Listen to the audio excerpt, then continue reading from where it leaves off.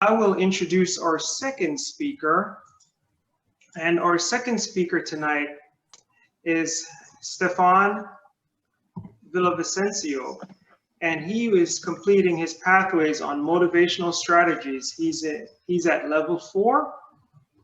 And Stephan is a goal-oriented staff member at the University of South Florida, working on collecting birth defect data. Today, he will tell us about the importance of labeling YouTube videos and why you should volunteer to help him with this upcoming project. Here is Stephan Villavicencio with labeling YouTube videos. Labeling YouTube videos, Stephan Villavicencio. Hi, fellow Toastmasters and honored guests. I'm here to talk to you about my Level 4 project in motivational speaking. In this project, I'm supposed to do a project management activity. So I'll be leading a group of 3 to 4 people, and we're going to do some sort of project that will help the Carrollwood Toastmasters Club. And it's a multi-step project, but this can be done over 4 weeks.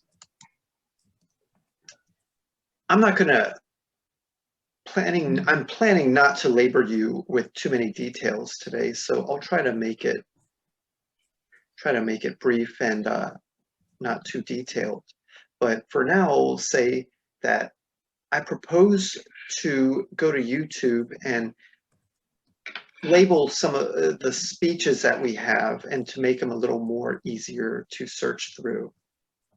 Part of my project will include having documentations of a standard operating procedure on how to label these videos in a way that we can do it reliably. We can use the same process from one speech to another, and we can carry it on for a long time. This method that I am proposing will include identifying problems, brainstorming solutions, and voting on options to solve our problems. And briefly, I will go through why this is needed and how it will be done. So when you go to the YouTube website for Carrollwood Toastmasters, you see some nice pictures of people and you see our speeches. And if you try to look for your own speech, as I had done, you'll probably see yourself and you'll look at the titles. The good thing is that most of my speeches have my name on it. That's definitely a good thing. And then some of them also have the labels of the speech name, but not all of them do. So that's what I'm proposing to do, is to make sure that all our speeches have labels for the speech names and dates as well. Here's a list of the 8 speeches that I did in the past 12 months or so. You can see here that out of these 8, that 3 of them don't have a name to the speech. One of them has the date, which is good, but there's no speech name. And then I have some other speeches that don't have the date. That's okay. I would say the speech name is more important than the date. But going back, I would say that it's good to have a consistent process to use for each speech posted. So there are more speeches here, but I don't want to belabor the point. I do want to say or ask, do we have a method for labeling videos? Because if we do, then we could start with the current method. If we don't, then I would propose that we start one. And then I have another question. Can we add hashtags to make our videos more searchable? I don't know how many of you know about hashtags, but they're very useful for YouTube videos and anything that you have to search for using a search engine method.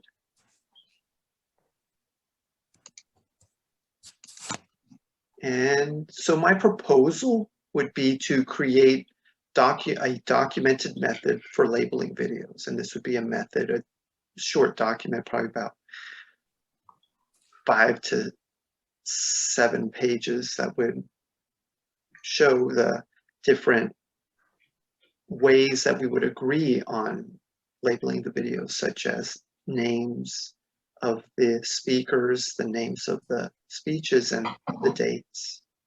And then we could also consider throwing in some hashtags and other types of features, such as introductions, speech introductions, short descriptions to each speech. And then adding hashtags, as I had mentioned. My needs would include 2 to 4 volunteers to work with and meet with over 4 weeks. We would spend about 1 hour meeting and then do about 3 hours of work per week for each week. And this would be done over 4 weeks. So you can consider about 16 hours over 4 weeks of work. Volunteers will decide on labeling methods to be put on a manual. That's where the voting would come in, and documentation would also be used, I think. I like to use agendas for meetings, so I think it would be good to write it. I do intend to write everything down on an agenda and share it with the fellow volunteers. And you can guarantee that as your leader, I would document labeling methods and put it all together in that document to share with future Toastmasters, current and future Toastmasters, and then make a final presentation. And in our group, we would have weekly brunch meetings, of course, adhering to COVID guidelines. It would be a team building activity and project experience that you can always put on your resume if you're still interested in putting things on your resume. Also, you'll learn how to make YouTube videos, and I believe that we'll be able to have satisfaction on a job well done, and I think it can be fun. As the project leader, I'll be asking team members as well as 1 or more club officers to evaluate me on my communication and leadership. And then I'll give a speech, as I had hinted before. It's going to be 5 to 7 minutes, and we'll talk about the whole project. And then I'll provide documentation of the meetings and decisions made, of course, the standard operating procedure or manual, like I've always talked about. So, in closing, think about joining me and labeling the YouTube videos for Toastmasters. And if you have questions or you want to join me, then email me at stephanv23@gmail.com. I'd like to ask Jake, our newest member. Yay, sir. Step up to the mic, sir, and give us your evaluation of Stephan's presentation this evening. Yes, I will be evaluating Stephan's speech on labeling YouTube videos. Stephan, I enjoyed your speech very much because I enjoy listening to you. You're a very positive, happy young fellow. I love it. I absolutely enjoy that energy. Fantastic. And some things you did excellent is that you provided a problem and you provided the solution of the problem. And you also explained how this could help our organization, which got me listening. If it can help me, then I'm tuned in. I enjoyed that part very, very much.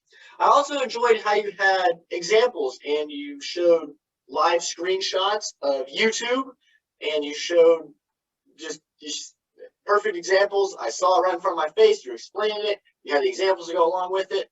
It was really crystal clear on what was going on. I also enjoyed how you made suggestions and you asked questions to the audience. The hashtag suggestion was beautiful. That's more of a, I don't know, a younger person thing, which is nice to bring in. And you explained it a little bit. So even if you didn't know quite what hashtags were, you explained how it could be utilized, which was very nice. I enjoyed hearing about that because that could be a helpful tool as well. I also enjoyed the idea of you making a document where you would explain how exactly to do this, and it seemed like you did a lot of research just on the amount of effort you put into this. I saw a lot of details, it just looked like you put a lot of effort. I did see that, and I did notice it, so I do appreciate that. And the main purpose of the video, I noticed, just going back on this, is that you wanted to help the Carrollwood Toastmasters organization by making the YouTube videos easier to find and more clear to find sort of thing, better labeling. That was very clear, very beautiful. And the point of your speech, informative and persuasive to get people to join, I believe you succeeded in that very well. Thank you for that. Some things I would like to see you work on though. I noticed at times you read the PowerPoint, and that's kind of loses my attention personally sometimes because the PowerPoint is there for, maybe to glance at and you maybe look at the point and then explain on it. But I noticed you did read it at times, it's okay, but it lost me just a tad bit. And I also noticed that at times it didn't seem as polished. Your speech, you were pausing for long times, and at times you would look away from the camera, and it kind of makes me think that there's something more interesting over here than here, which is just another thing about polishing a speech, which just comes, and that can be fixed pretty easily. And at the end of your speech, there was a little bit of confusion, a little clicking, and I was kind of left wondering, is it really over? Is there something else that's going to spring on me? I was kind of in the dark there for a second or two, but we got it figured out. And some things working on the future. You're a very positive, happy guy. I would love to see some enthusiasm and energy because that's what I do. And I just really believe that will boost your speech to the next level. And I would love to see, I don't know if you stood up, but I'd love to see you stand up and use more hand gestures. That's all I got. Thank you, Stephan. Very great speech.